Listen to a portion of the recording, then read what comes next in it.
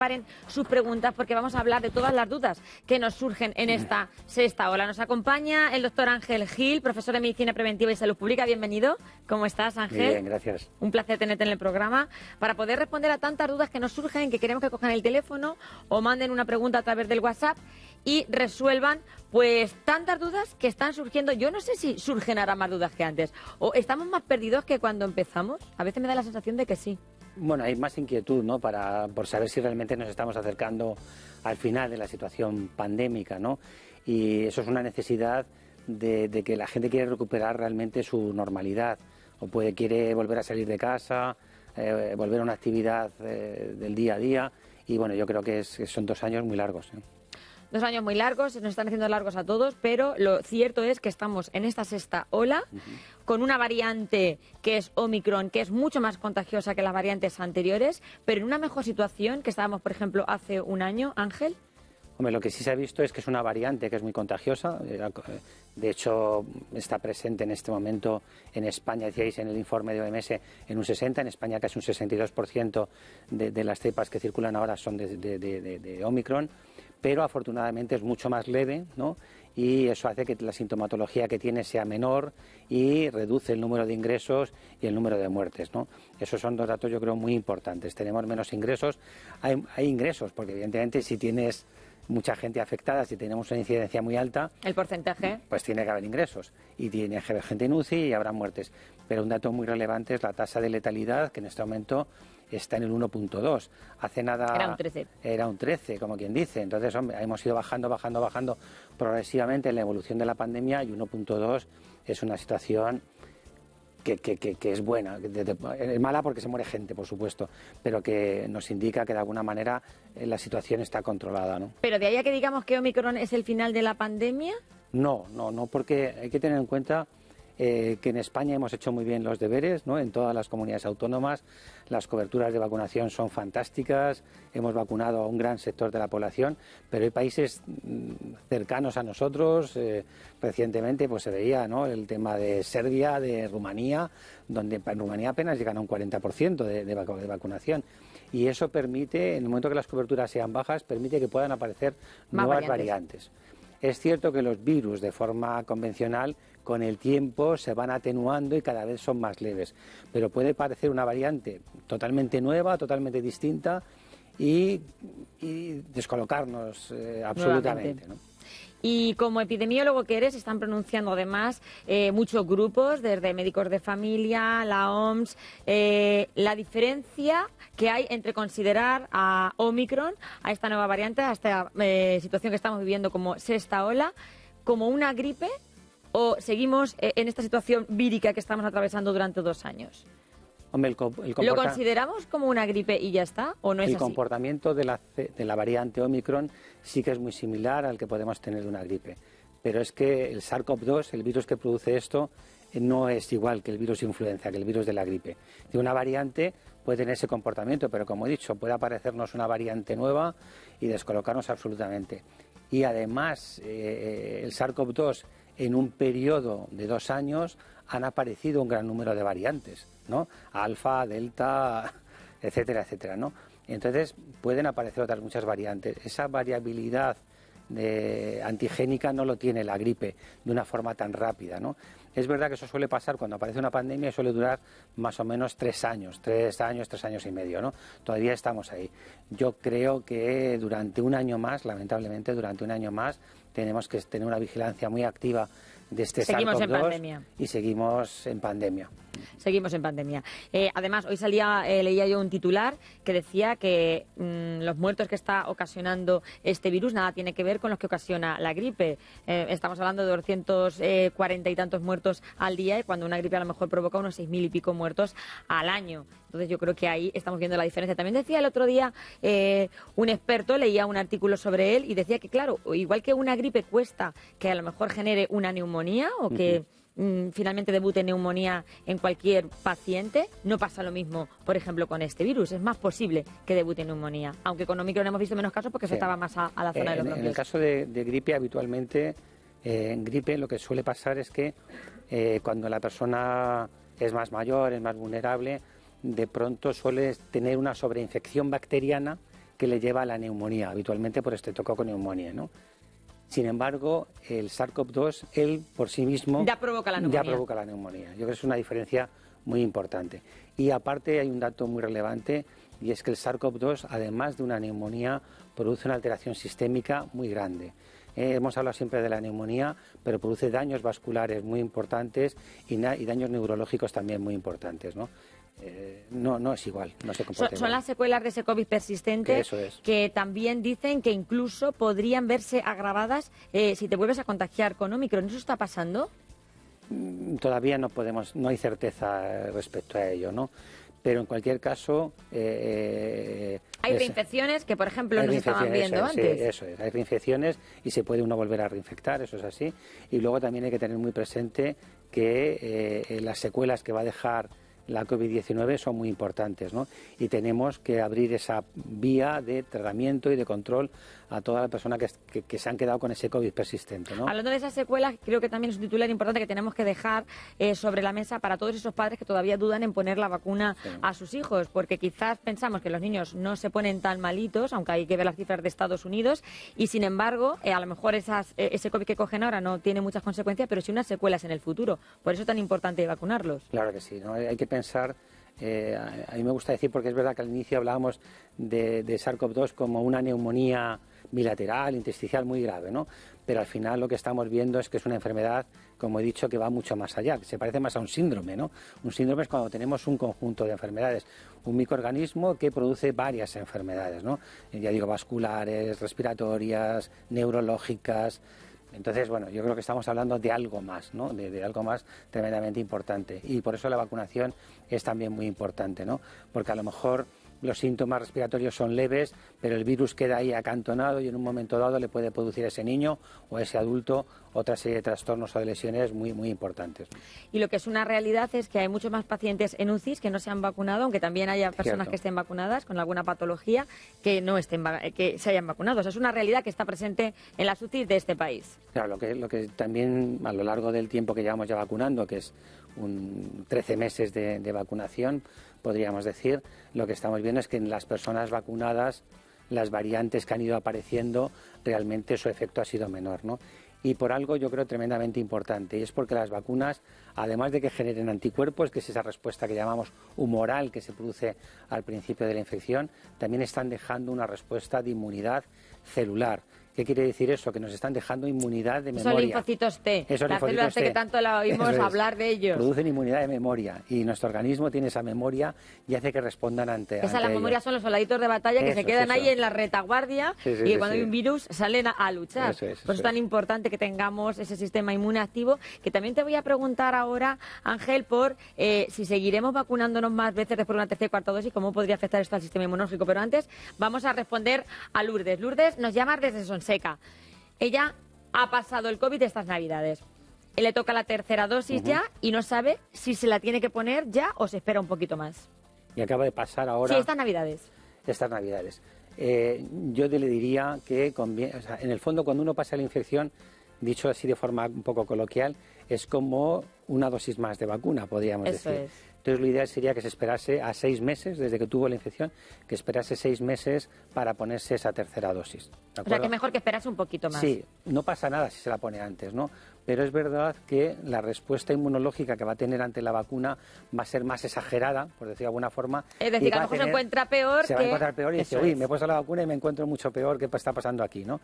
Yo creo que es mejor, si no tiene ninguna situación de riesgo adicional o ninguna enfermedad de base, ninguna situación de una enfermedad que curse con inmunodepresión, puede esperar 6 meses. Me gusta eso que has dicho, porque está como si se hubiera puesto esa tercera dosis para que nosotros nos entendamos y se puede esperar un poquito más.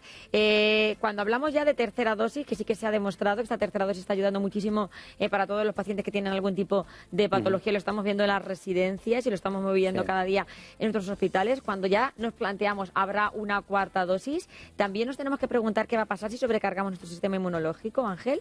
Bien, la cuarta dosis todavía no está definido si realmente será necesaria o no. Yo creo que posiblemente será necesaria en la población más vulnerable y yo entiendo que en las personas que están en residencias de ancianos, personas de más de 75, 80 años o personas que tienen enfermedades que cursan con inmunodepresión, ese colectivo sí que van a tener que recibir una cuarta dosis. En el resto de la población yo espero que la situación epidemiológica mejore y que no sea necesario. Es decir, que se quedaría solamente para ciertos grupos de personas que estén inmunodeprimidas o personas que tengan alguna patología grave, y quizás lo que ocurra con el resto de poblaciones que sea una dosis como pueda ocurrir con la gripe. Eso es. A lo largo, pues cuando llegue el momento, pues octubre, los meses más fuertes de la gripe, los meses de invierno, pues seguramente nos tendremos que vacunar. Más preguntas. Doctor, nos hemos vuelto locos estas Navidades un poco con los test. Entonces los test se habían convertido casi, en vez de tener mejillones en casa, teníamos test. Nos hacíamos los test, estornudaba el test otra vez, se ríe la gente, pero esa es una realidad. La gente se ha gastado la paga extra en test. Pues tenemos una buena noticia, que acaba de salir ahora una última hora. A partir de este sábado, costarán los test 2,94. Yo los he llegado a comprar hasta por 10 euros en farmacias. Bien, los test son una herramienta interesante desde el punto de vista epidemiológico. Lo importante es que si hacemos los test en casa, en domicilio, es que cuando sea positivo, por favor, lo notifiquemos, ¿no? En este momento, en el último informe del Ministerio, en la última actualización que sacó ayer el Ministerio, ya se han hecho un gran número de test, de antígenos, y los que están notificados revelan que en España el 39% de las pruebas realizadas han dado positivo. Un 39%. En Castilla-La Mancha, que aquí tengo el dato que nos han pasado, el 46,38%. Fíjate, o sea que los castellano-manchegos estamos por encima de esa media. O estáis notificando más. O estamos notificando, somos más disciplinados, seguro. Pues seguro. Pero bueno, también muy posiblemente esto es lo que está notificado. Posiblemente haya muchas más pruebas que se han hecho y que no se han notificado, ¿no? Pero en cualquier caso, fíjate, esto habla de la contagiosidad que tiene esta cepa, ¿no? Esta variante. Que está en un 40% de personas que dan positivo, ¿no? Luego la fiabilidad de los test, otro tema importante. ¿Cuánta gente nos ha dicho estos días de Navidad? Pues estaba un poco con síntomas, pero me hizo un test, me dio negativo, me hizo otro test, me dio negativo, me hizo otro test, me dio negativo y luego me dio positivo. O me fui a hacerme una PCR y me dio positivo. ¿De qué nos fiamos? Bien, es complicado porque hay que ver en qué momento... O sea, la idea del test de antígeno es hacerlo cuando hemos estado en contacto con alguien que ha dado positivo, ¿no? Imagina que acabamos este programa y yo llego a casa y por lo que sea empiezo con algunos síntomas, me hago la prueba y doy positivo. Rápidamente tendría que llamar aquí y deciros, oye, ha pasado esto y he dado positivo.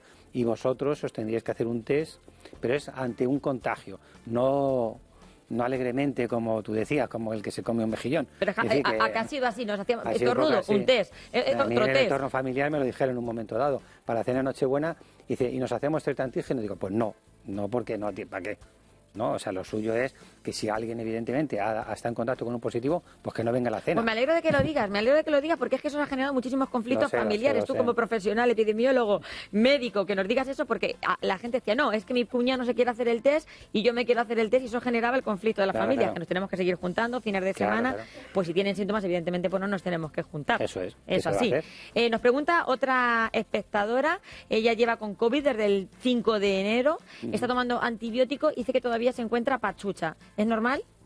Desde el 5 de enero. Sí. Hombre, la verdad es que la sintomatología, y sobre todo con esta cepa, como mucho suele durar 4 o 5 días, ¿no? Si pasa de una semana, yo creo que es importante que consulte con su médico de familia, porque bueno, pues puede necesitar algún tratamiento más específico. Sobre todo que se mide de la saturación, ¿verdad? La saturación de oxígeno es muy importante. Sí, la saturación de oxígeno es muy importante porque nos dice de alguna manera si hay un daño vascular añadido a esa patología respiratoria. Además, yo lo digo siempre, el pulsiosímetro es algo que tenemos que tener ya en casa como tenemos el termómetro. Igual que ya tenemos el termómetro, que es algo que tenemos todos en casa, quiero decir un termómetro. Pues ahora ya es el pulsiosímetro, hay que tenerlo en casa, en un cajón guardado, la del termómetro, y si vemos que baja la saturación menos de 94, miedo. Sí, hay que hablar con el médico rápidamente. Hay que ir al médico y por si acaso necesitamos otro tipo de tratamiento. Más dudas que nos surgen en esta sexta ola. Hemos hablado de las vacunas de los niños, hemos hablado de esa tercera dosis y nos falta por hablar sobre todo de esas secuelas que continúan en el tiempo y que la gente está preocupada porque ¿cuánto tiempo me va a durar esto? No lo sabemos, realmente no lo sabemos. Lo que sí debo decir, aquí voy a hacer un poquito de publicidad a un colectivo que es tremendamente necesario en nuestro sistema sanitario y son los fisioterapeutas, ¿no? Los fisioterapeutas están ejerciendo un trabajo impresionante con la mayoría de los pacientes post-COVID. Se ha visto que determinadas técnicas de fisioterapia específicas para ellos están respondiendo fenomenal y eso hay que incorporarlo al sistema sanitario. Tenemos fisioterapeutas en los hospitales, en los servicios de rehabilitación, pero yo creo que es un buen momento para incorporar a estos profesionales también a los equipos de atención primaria, Pues ¿no? muy bien. Y yo creo que no solo la medicación, sino que la fisioterapia, que en el fondo es una cosa mucho más manual, más física y demás, está haciendo unos grandes aportes, ¿no? Y está mejorando mucho la calidad de vida de estos pacientes. Más preguntas que nos surgen, Ángel. Personas que hayan pasado el COVID una vez, 2 veces, puede haber una tercera, porque yo he escuchado a gente decir hasta 3 veces he dado positivo en diferentes momentos a lo largo de esta pandemia. Porque hay gente que se contagia más que otras. Cuando alguien se contagia más es porque su sistema inmunológico tiene algo que no está funcionando al 100%, por decirlo de esta manera, ¿no? Con lo cual yo creo que sí que merece ahí también que lo consulte con su médico y ve si tiene alguna alteración en el sistema inmunológico que le predisponga a ello, ¿no? Yo creo que es un tema muy importante. Y luego será más también en las personas que tienen una situación de inmunodepresión, que a veces no somos conscientes, pero una diabetes cursa con inmunodepresión, que una artritis reumatoide cursa con inmunodepresión, una colitis ulcerosa, una artritis psoriásica, una psoriasis. O sea, tenemos un montón de enfermedades que cursan con inmunodepresión, no es el cáncer solo. Es decir, entonces yo creo que solamente pensamos que los inmunodeprimidos son las personas que tienen cáncer. Sí, una eso leucemia, un cáncer, un tal. No. Tenemos mucha población con enfermedades. Patologías crónicas, sobre todo, para que la gente lo entienda. Que cursan con esa situación. Entonces hay que analizar pues si se está debutando con algún tipo de enfermedad de ese tipo, ¿no? Y ese tipo de personas deberían de tener un cuidado especial. Sí. Y sobre todo, pues esas personas son las que estarían en ese grupo que estamos diciendo que a lo mejor sí que necesitarían esa cuarta dosis en el caso de que fuese necesaria. La verdad que ahí también voy a hacer una pequeña reivindicación, estoy yo un poco reivindicativo, y es que para eso necesitamos, evidentemente, reforzar nuestra red de atención primaria, ¿no? Exactamente. Porque si no, los colegas, los compañeros de medicina familiar y comunitaria no pueden más, ¿no? Pero hay que reforzarla de verdad, ¿no? Para que se puedan atender no solo el COVID, sino todas las múltiples patologías que tenemos. ¿Qué te ha parecido tirar vuelta al cole con normalidad desde el 10 de enero? Pues yo creo que la vuelta al cole, en la de septiembre, había que haber mantenido los refuerzos que teníamos. Y esos refuerzos los tendríamos también ahora, ¿no? Hay que reforzarlos. O sea, yo creo que sí es importante. Yo creo que hay que volver al cole, hay que tener la docencia presencial, pero ese refuerzo que tuvimos durante el primer año de pandemia se tenía que haber mantenido durante el segundo y, si me apuras, durante el tercero. ¿Es cierto que los niños contagian igual que un adulto? ¿Que los niños no son súper contagiadores? Contagian igual, porque en algún momento se ha dicho no, porque los niños podrían contagiar más. O sea, un niño contagia lo mismo que contagia un adulto. Y incluso los niños a veces se protegen mucho más. Eso te iba a decir, que los niños cumplen mucho más el tema de la mascarilla en los colegios. Los niños mayores de una determinada edad perfectamente llevan su mascarilla, la cuidan, lo llevan no como nosotros que la guardan en su cajita, que llevan su bolsita y todo es mucho más higiénico que hacemos que lo llevamos los adultos. Y sobre todo seguimos haciendo esa reivindicación sobre la vacuna. Hoy veíamos un testimonio de un señor de un hospital en Barcelona con 70 años que no se había vacunado, que contaba su experiencia dramática de lo mal que lo había pasado. Dice, uno no sabe lo mal que lo pasa hasta que pasa por la UCI, hasta que pasa por estar intubado. Hay que seguir pidiendo esa vacunación, Ángel. Mucha gente que sigue teniendo miedo a vacunarse. Bien, yo creo que no hay... En España hemos vacunado en lo que correspondería a personas que se pueden vacunar, que está indicada la vacuna ya en este momento. Estamos en un 90% y no hemos visto grandes problemas de reacciones adversas, de efectos adversos, etcétera, etcétera. Con lo cual, igual que se ha demostrado la eficacia de las vacunas, también se ha demostrado la seguridad de las vacunas, ¿no? Yo creo que no hay ningún argumento para ello, ¿no? Por lo tanto, es verdad que en un país como España y con esas coberturas yo no creo que haya que obligar a nadie, pero sí que tenemos que convencerles y animarles a que realmente es una medida segura y es una medida solidaria de cara al resto de la población. Y al hilo de eso también te quiero preguntar por todas esas personas que habían pasado el COVID en una primera ola o segunda ola y decían que ellos ya eran inmunes y que no necesitaban vacunarse. Vamos a insistir también en ese tipo de personas, que incluso también lo he visto en algunos padres que dicen que sus hijos, como lo han pasado, ya no los van a vacunar. Insistimos. Bien, insistimos. Es importante. Por lo que decíamos antes, porque no es un virus que nadie se hace inmune ya y se pone la capa de ya no voy a coger el COVID. Que aparecen nuevas cepas, que aparecen nuevas variantes y, bueno, pues puede llegar una que, evidentemente, ¿por qué hemos tenido esta situación de pandemia? Pues porque ha llegado un virus, un SARS-CoV-2, y nadie había estado en contacto con él y todos éramos vulnerables. Pero nos hemos vacunado frente al alfa, a la cepa de Wuhan, la original primera y tal y cual, pero no nos hemos vacunado frente a la Omicron, ¿no? Entonces, el hecho de que recibamos dosis de recuerdo o que en un momento dado, dentro de un tiempo, pues podamos tener vacunas que en vez de llevar un único mensaje frente a la variante tal, pueden tener varios mensajes frente a varias variantes. La vacuna de la gripe lleva 4 antígenos. Exacto, este año ha sido tetravalente que se la han puesto. Tetravalente lleva 4 antígenos, con lo cual yo creo que dentro de un tiempo, a lo mejor la vacuna que tengamos frente al coronavirus lleva más de un antígeno, ¿no? Precisamente para cubrir todas las posibles variantes, ¿cuáles? Las más contagiosas, las más graves, etcétera, etcétera, ¿no? Y Ángel, ahora están combinando, por ejemplo, esas 2 dosis de Pfizer con una dosis de Moderna. ¿Qué tal funciona esa combinación? Porque estamos viendo que hay muchas mujeres que tienen, no sé si será el hecho de ser mujer o no, pero sí que hay más porcentaje de mujeres que se encuentran más pachuchas después de inocularles esa tercera dosis con Moderna que los hombres. ¿Hay algún componente ahí que esté afectando? ¿O qué pasa? El hecho de combinarlas no hay ningún problema, las dos vacunas ¿Y es positivo esa combinación también? Se ha visto que no hay ningún problema, que está bien. Es verdad que la vacuna de Pfizer, cuando se hicieron todos los ensayos, la dosis que lleva es una cantidad determinada de microgramos y tal y cual, y la dosis de Moderna es el doble, perdón, es la mitad de esa dosis, ¿no? Y aun siendo la mitad, sin embargo, es un poquito más reactogénica, ¿no? Esto sí que lo ha visto el laboratorio de Moderna y ya está viendo que no para la dosis primera de vacunar con esa vacuna, sino para dosis sucesivas, se ha visto que se podía reducir la dosis a la mitad, ¿no? Y eso también se ha visto con la vacuna de Pfizer, ¿no? Con lo cual, dentro de un tiempo, en futuras vacunas, en personas ya vacunadas, posiblemente la vacuna siguiente que se ponga sea una vacuna con la mitad de dosis, ¿no? Y reduzcamos un poco esa reactogenicidad que pueda haber, ¿no? Más preguntas, Ángel. Yo es que tengo tantas que hacerte. Sobre todo, yo creo que sería la última pregunta, que es la que tenemos todos en la cabeza. Tú ves la luz al final del túnel, ¿verdad? Sí. Sí. O sea, no hace mucho, en otro medio de comunicación, yo les comentaba que en este momento y con una incidencia tan alta, fijarnos en la incidencia nos hace estar como muy agobiados, ¿no?